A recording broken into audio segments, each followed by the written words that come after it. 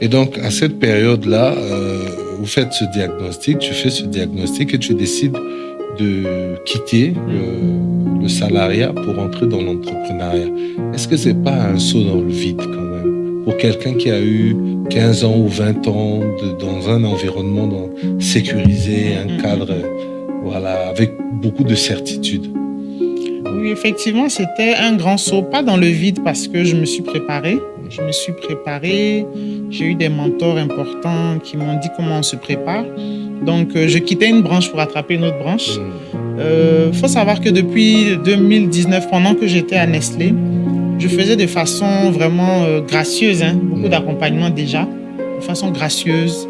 Les gens me demandaient de les aider en RH. Donc voilà, j'ai aidé beaucoup de structures de façon gracieuse.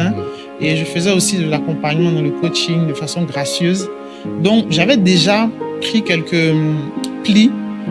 Voilà, je connaissais déjà ce milieu-là de la consultance. J'ai même été formée, j'ai un certificat de consultant international. Donc voilà, je commençais doucement à entrer dans mon domaine, ce qui fait que c'était vraiment pas un saut dans le vide. Qu'est-ce que toi tu dirais à quelqu'un qui veut s'engager dans l'entrepreneuriat, surtout qui quitte un statut comme celui que tu avais? Si c'était à refaire, encore toi, c'est une expérience heureuse, mais il y a beaucoup les chiffres sont là, ce n'est pas toujours des réussites. Quel conseil tu pourrais donner en tant que coach? Là, je demande à la coach. Alors, le maître mot, c'est la préparation.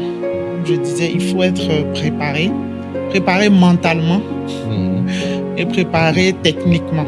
Donc, avoir l'expertise, pas seulement l'expertise intellectuelle ou de pratique en milieu entrepreneur, pas seulement l'expertise d'avoir travaillé dans une entreprise, de connaître son job, mais à côté de son job, comme on dit, dans son secteur, il y a toujours des aspects aux alentours, en périphérie, qu'il faut connaître et qui vont être importants. Donc la préparation mentale aussi va être importante parce que quand ça ne va pas marcher, il faut pouvoir garder. Il y a des jours où ça marche pas. Il y a des jours où ça marche pas. Il y a des jours où ça marche pas du tout et on se pose la question. Mais pour ma part, jamais bien loin. Jamais bien loin. Dès que je regarde, non, c'était vraiment le meilleur choix. Et si c'était à refaire, je l'aurais fait peut-être même plus tôt, j'allais dire. Mais bon, le temps de Dieu est le meilleur. Donc la préparation, c'est quelque chose d'important, technique et mental. Il faut être vraiment bon dans son domaine quand on veut commencer. Voilà. Pas seulement bon dans son domaine, il faut avoir une vision. Parce que je crois que ça aussi, ça manque beaucoup. Parce que c'est à sa vision qu'on va se référer quand les choses ne vont pas aller bien.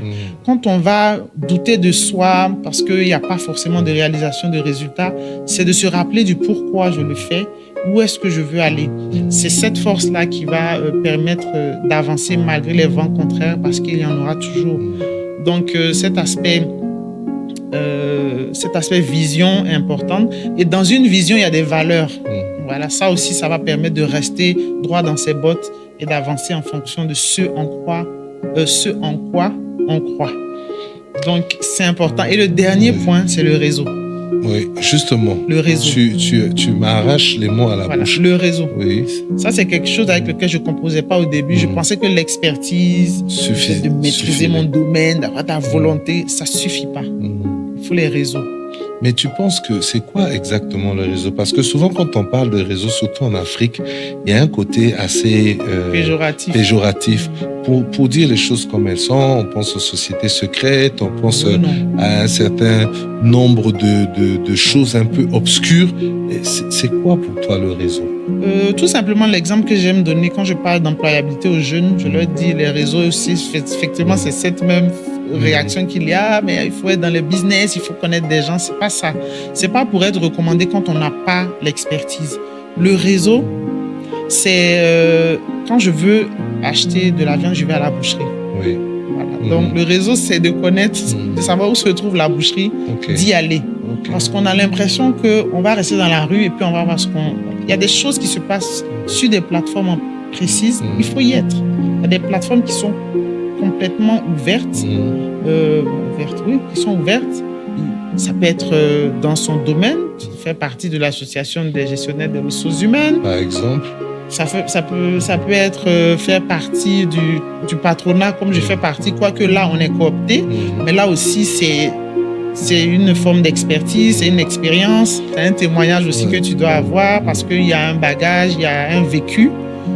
Donc, qui fait aussi qu'on te recommande, voilà, c'est pas comme si c'était fermé, mais pour faire partie donc, des commissions, c'est vrai qu'il faut être coopté. Et puis, il y a pas mal d'associations, il faut y être. Il y a l'association des femmes, moi j'ai une association de femmes, ça s'appelle les Lyon en Action. On en parlera. C'est un réseau aussi, oui. où on partage des informations. Par exemple, là, il y en a qui sont en train de poster des recrutements. Donc, les recrutements ne vont pas forcément se retrouver partout.